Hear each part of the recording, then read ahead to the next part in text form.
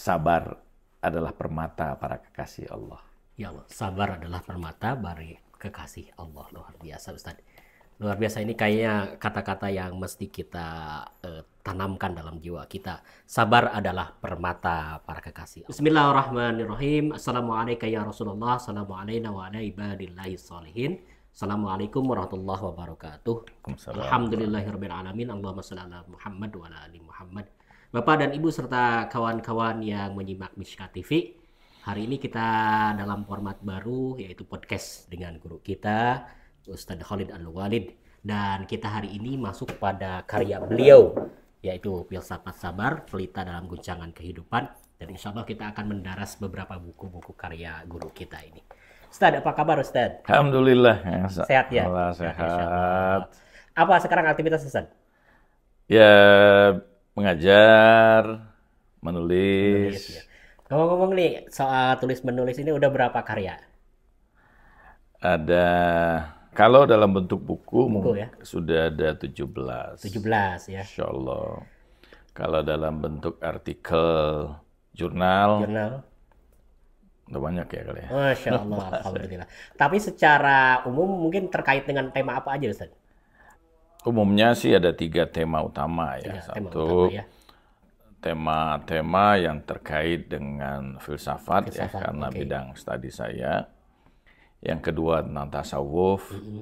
Dan yang ketiga biasanya akhlak. Akhlak ya. Jadi 3 hal itu ya, filsafat, tasawuf, akhlak. Ya. Kenapa itu menjadi pilihan Ustaz?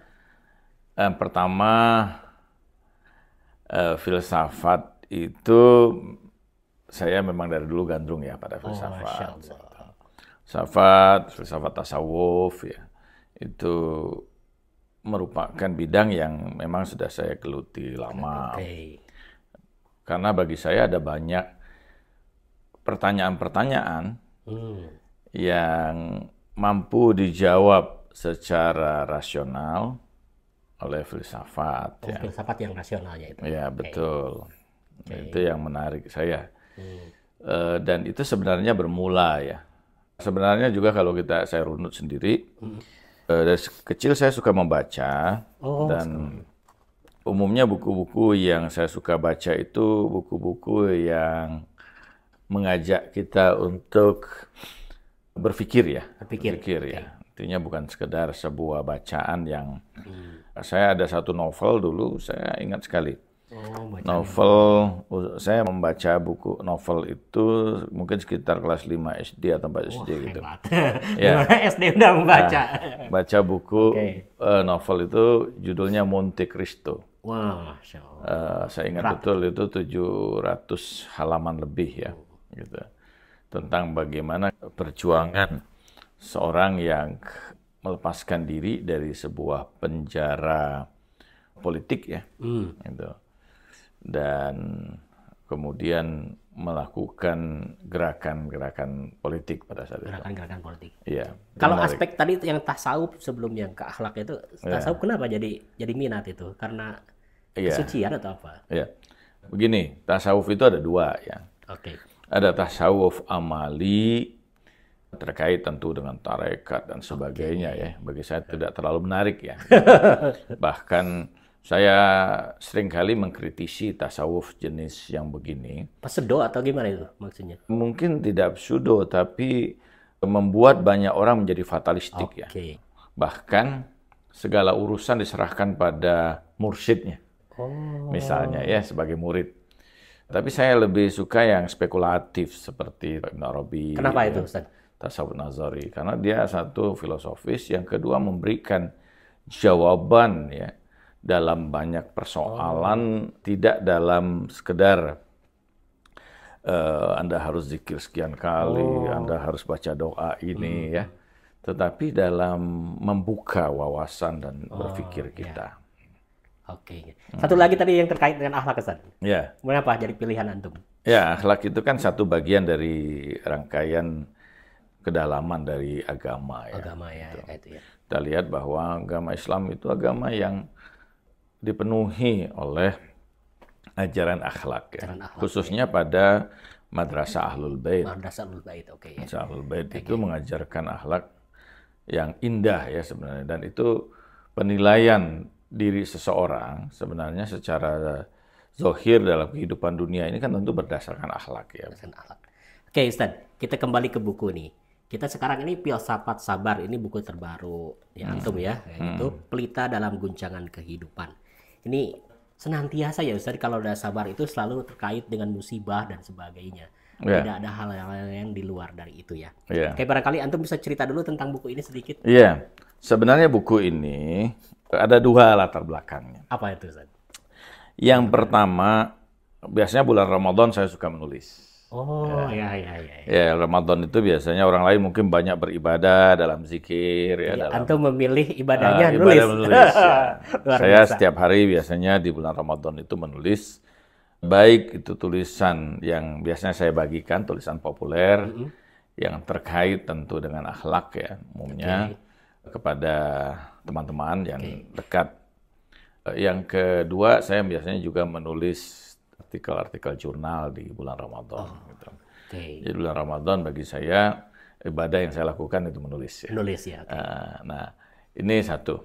Jadi dan dalam kesempatan bulan Ramadan yang lalu ya, saya menulis tentang sabar. Karena sabar ya. Ramadan itu adalah bulan sabar ya. Ramadan sabar. Dan melatih kita ya, mendidik kita untuk memahami sabar. Dan saya mengajak orang untuk melihat sabar itu adalah upaya kita, keteguhan kita dalam menghadapi dan menyelesaikan berbagai persoalan. Jadi orang berada dalam musibah bukan berarti bahwa dia sabar ketika dia menerima musibah begitu saja ya. Tapi bagaimana dia mengatasi kemudian, upaya dirinya untuk mengatasi tekanan, mengatur tekanan yang dia hadapi itu sehingga tidak mengganggu keimanannya, tidak mengganggu proses kehidupannya ya. Bahkan bisa jadi justru orang yang paling sabar itu adalah orang yang mampu merubah musibah menjadi sumber keberhasilan. Oh, jadi sumber keberhasilan dari musibah berubah jadi sumber keberhasilan. Iya. Oke, Ustaz, ini kembali lagi pada buku Filsafat Sabar. Kalau berarti ini kan ada dua istilah ya, filsafat sama sabar. Yang filsafatnya rasional dan sabarnya aspek akhlak itu ya. Jadi antum menggabungkan dua ini. Bagaimana? Sabar itu kan sebenarnya adalah satu aspek ontologis ya. Ontologis. Kalau dalam filsafat amrun wujudi. Kenapa? Salah satu sifat Allah itu as-sabur ya. Menunjukkan bahwa sabar itu sebenarnya bukan sesuatu yang eksternal ya pada eksistensi manusia, tapi dia sebenarnya bagian dari eksistensi itu. Jadi tidak ada satu peningkatan kualitas wujud di manusia tanpa adanya kesabaran di situ. Gitu. Aspek yang paling penting gitu ya. Iya, salah satu aspek yang sangat penting ya dalam proses kehidupan manusia. Jadi kalau di sini dengan filsafat sabar ini adalah jadi antum memberikan rasionalisasi. Iya, satu itu pemberian makna yang rasional pada sabar ya. Bukan sekedar orang dipaksa untuk menerima sesuatu ya tanpa ada nilai rasional di situ. Kan kebanyakan terjadi pada budaya kita ini kalau orang ada udah sabar aja gitu kan. Diam aja langsung. Sabar aja itu bermakna bahwa dia udah diam aja, enggak usah ini gitu ya. Terima aja deh gitu kan. Karena ada pahalanya para sabar gitu. Iya, padahal tidak begitu juga kan. Mungkin ada beberapa hal yang barangkali bisa tepat begitu. Tetapi apakah ketika orang dalam keadaan dizalimi, dalam keadaan kemiskinan, dalam keadaan kebodohan, apa dia disuruh menerima begitu saja itu semua? Harus sampai pada analisis itu ya? Ya, artinya bahwa dia memahami di situ, dia harus berjuang mengeluarkan diri dari keadaan itu untuk menjadi lebih baik, dan kendaraan utama mencapai tujuan di situ adalah kesabaran. Kesabaran, ya gitu. Nih, Ustaz, saya sebelum masuk lagi ke tema yang di dalam ini, saya ingat kata pernyataan dari Imam Ali itu, sabar itu ada dua katanya. Menahan diri dari yang diinginkan dan dari yang tidak diinginkan. Gitu. Itu bisa gimana? Kira-kira hikmah di balik kedua kata itu. Diinginkan dan tidak diinginkan. Banyak hal yang terjadi dalam kehidupan kita tidak diinginkan. Gitu ya. Kita manusia itu tidak ingin kehilangan. Apakah kehilangan itu dalam bentuk benda ataukah kehilangan itu orang yang dicintai, Oke. atau kehilangan itu dalam makna sesuatu yang terlepas dari dirinya ya. Terlepas dari. Artinya untuk hal itu manusia ya menghadapinya tentu dengan kesabaran. Anda tidak bisa merubah itu ya ketika itu sudah terjadi. Gitu. Ketika sudah sampai pada titik yang disebut dengan qadha dalam bahasa Al-Quran ya. Satu hal yang memang sudah tidak mungkin lagi terjadi perubahan padanya, itu kan tidak bisa Anda tolak gitu ya. Anda terus merasa bahwa itu sesuatu yang harus ada pada Anda miliki. Itu justru menyebabkan kemudian Anda akan kehilangan harapan, ya.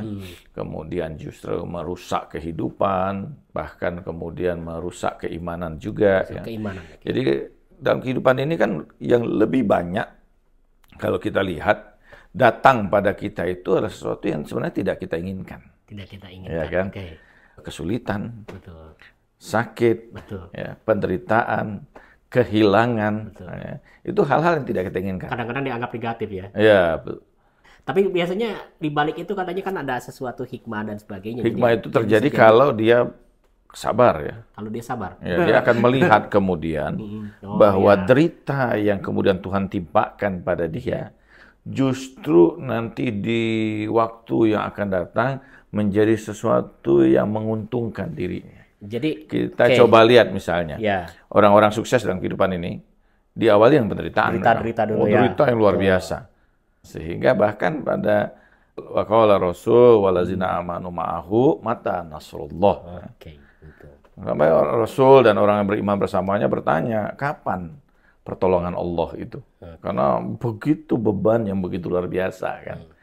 Nah, tapi justru kemudian setelah melewati beban itu, dia baru kemudian saksikan di belakang hari, itu yang justru membuat dia sampai pada keadaan yang seperti ini. Jadi sabar itu dalam artian di sini maknanya adalah berproses untuk menuju gitu ya. Oke. Nih saya langsung kutip nih dari sini, dari buku ini di halaman 53 ini. Para ulama membagi sabar dalam beberapa jenis nih katanya. Termasuk di sini ada varian sabar. Barangkali bisa sedikit di-spill tentang varian-varian sabar relevan buat kita. Ada pertama bahwa ada sabar dalam muharramat, fil muharramat. Sesuatu yang diharamkan.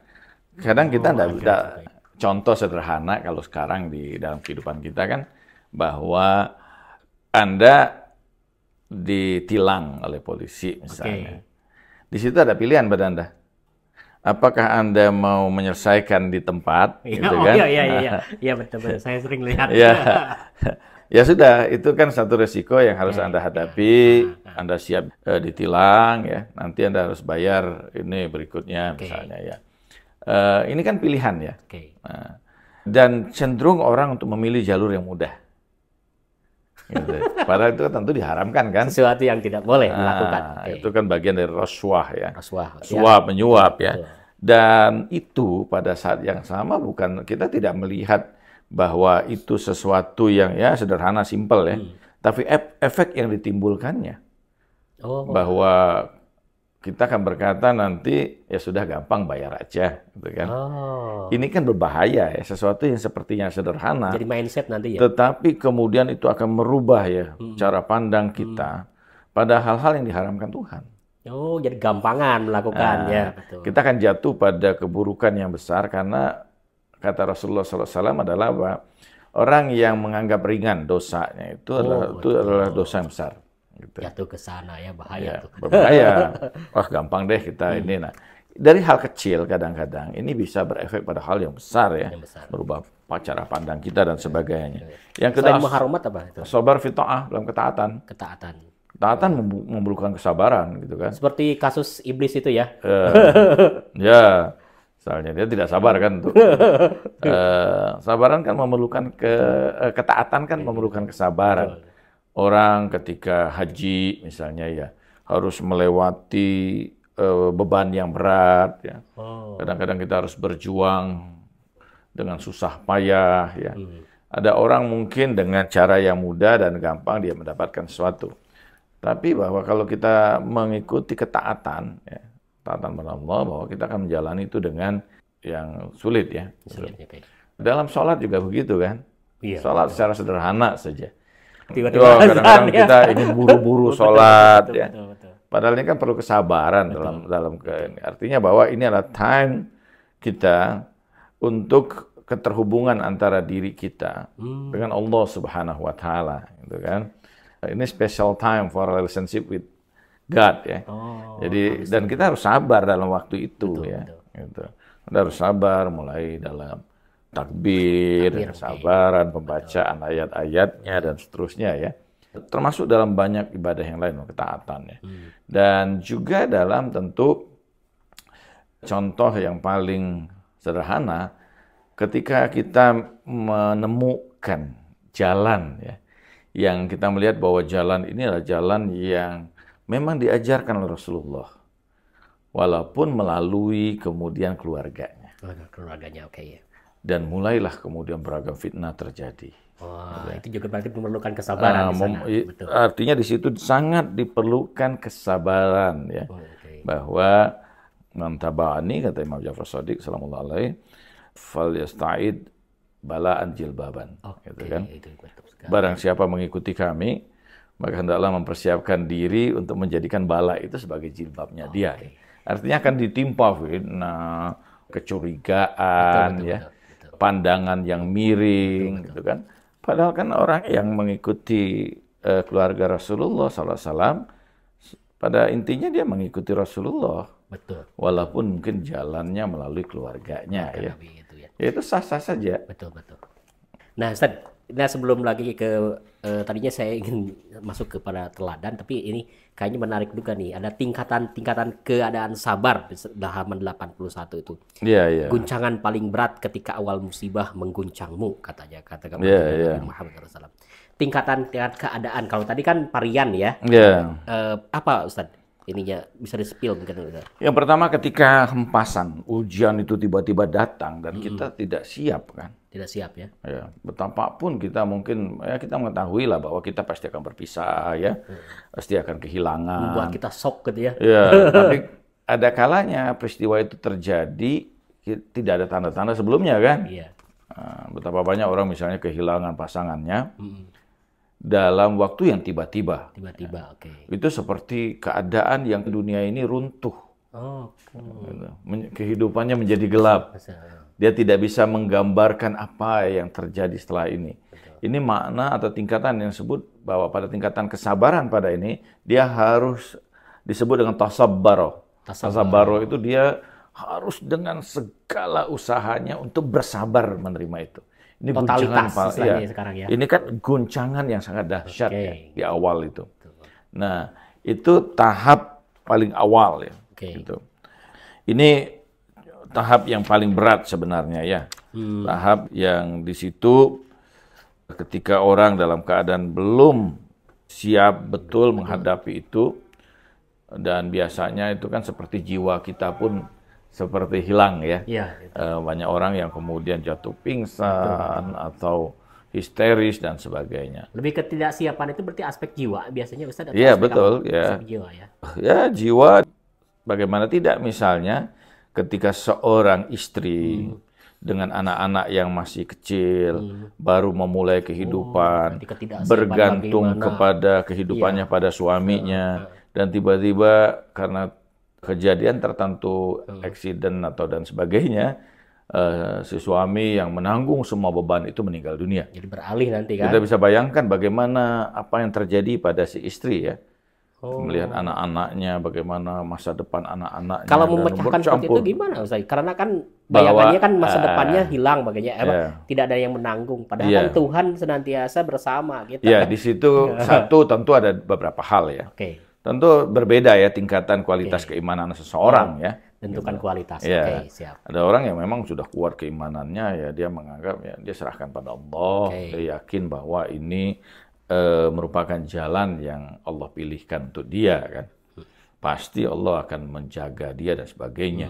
Ada keimanan yang kuat. Mungkin orang seperti itu akan jauh lebih kuat menghadapi kondisi itu ya. Betul. Ada kalanya kan secara umum masyarakat itu tidak seperti itu gitu ya. Nah, di sini diperlukan bagaimana kebersamaan kita. Ta'awanu 'alal birri wat taqwa. Ya. Jadi bekerja sama untuk membantu wa tawassaw bil haqq wa tawassaw bis sabr. Berarti ini aspek persaudaraan yang Ya, harus kuat. artinya kita sebagai sesama muslim, salah satu kewajiban kita pada keadaan seperti itu adalah bagaimana menguatkan dia. Menguatkan, membantunya, menegakkannya kembali. Ya. Itu kondisi pertama. Kondisi yang kedua, kesabaran itu sudah menjadi bagian. Dia sudah mulai menerima keadaan itu. Kalau tadi kan masih belum menerima ya. Sabar, dia sudah mulai. Ya, dia sudah mulai menerima, mulai muncul rasa keikhlasan terhadap peristiwa itu ya. Dan itu bagian yang kedua. Ketiga itu disebut dengan tayassara. Ya. Jadi sudah menjadi mudah ya bagi bahwa karena dia sudah mengalami ya. Kalaupun terjadi lagi itu hal-hal yang kurang lebih sama, dia akan jauh lebih kuat ya dibandingkan sebelumnya. Dan yang keempat adalah tahassana. Apa itu? Itu menjadi indah ya.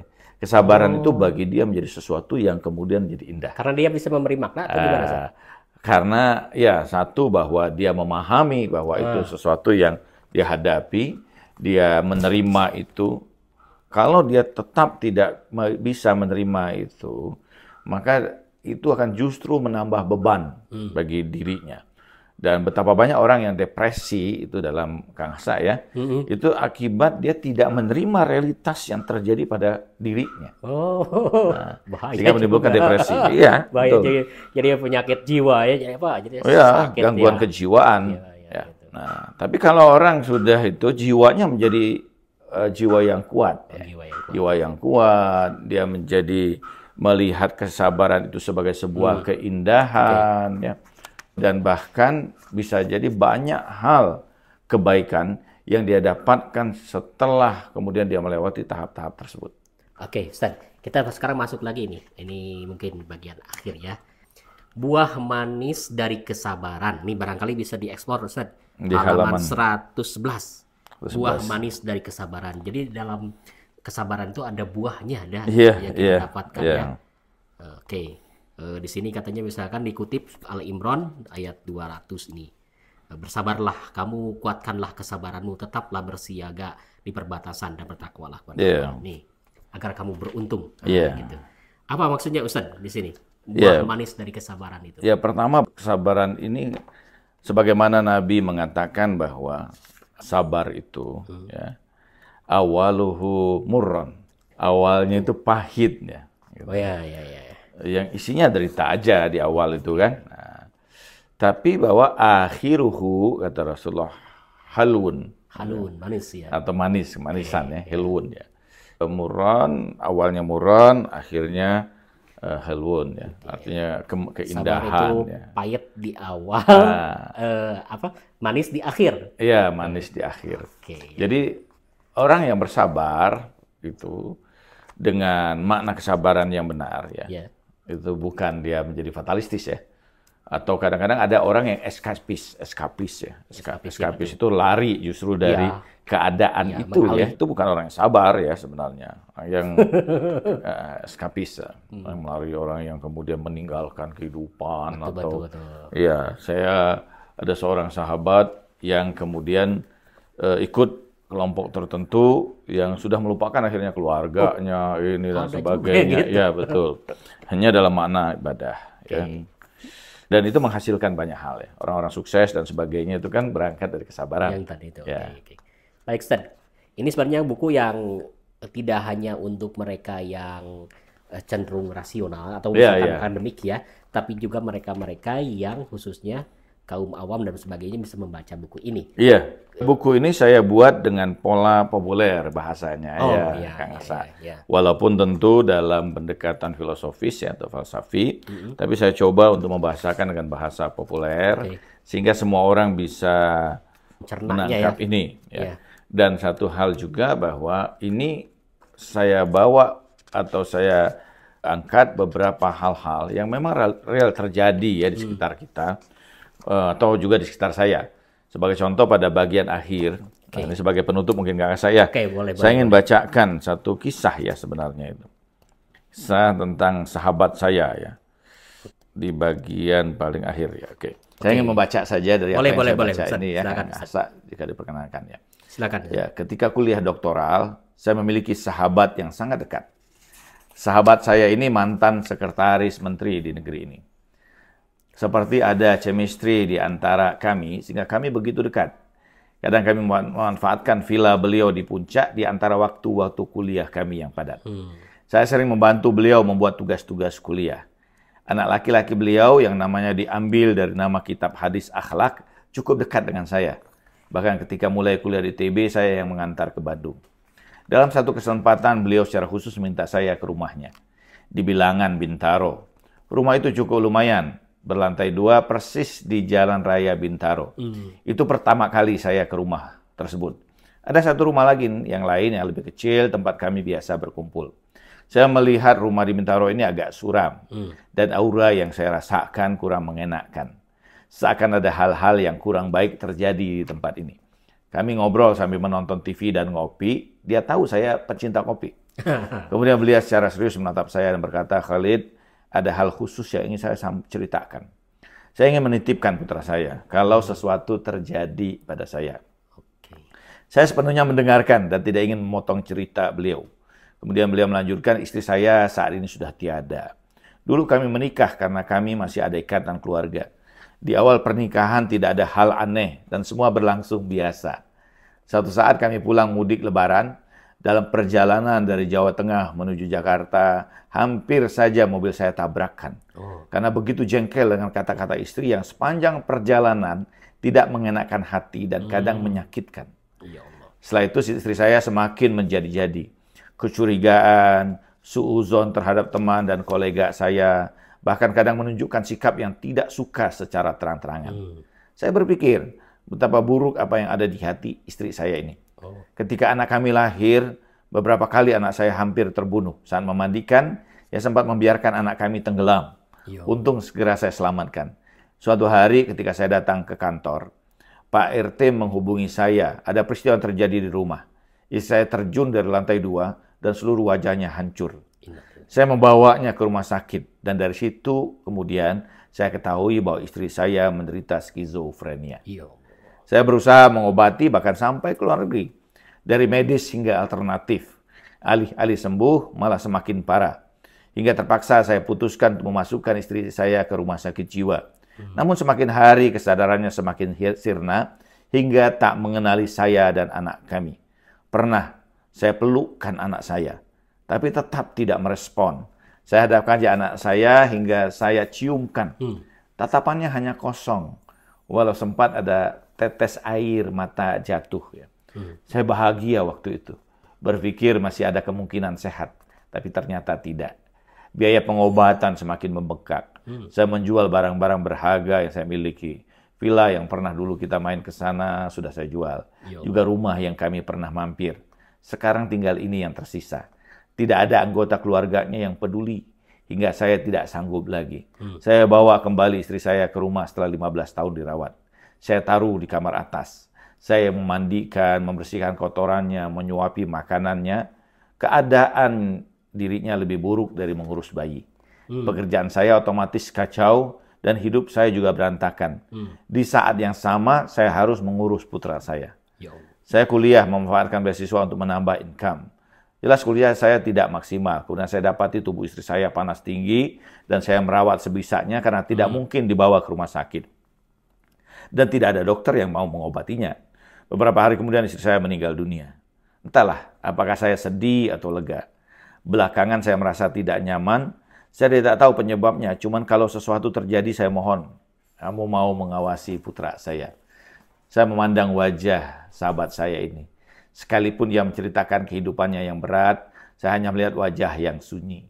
Ada sedikit senyuman di ujung bibirnya. Entahlah, saya tidak mampu menebak waktu itu. Cerita sahabat saya ini betul-betul menggores hati saya. Ternyata di balik senyumnya selama ini, ada kegetiran kehidupan yang dia lewati. 1 tahun dari pertemuan itu, putranya menghubungi saya dengan nada sedih. Ia berkata, Om, Papa sudah nggak ada. Mohon dimaafi ya Om. Saya bertanya sebab kematiannya. Dia menceritakan, Papa habis mengantar saya bekerja Om. Kemudian polisi mendapati Papa meninggal di mobil di pinggir jalan dan mobil masih dalam keadaan on. Dan belakangan putranya ini harus berobat atas penyakit yang sama yang diderita oleh ibunya. Ya Allah. Betapa guncangan kehidupan terjadi pada orang-orang yang di sekitar kita. Tapi sabar adalah permata para kekasih Allah. Ya Allah, sabar adalah permata bagi kekasih Allah. Luar biasa Ustaz.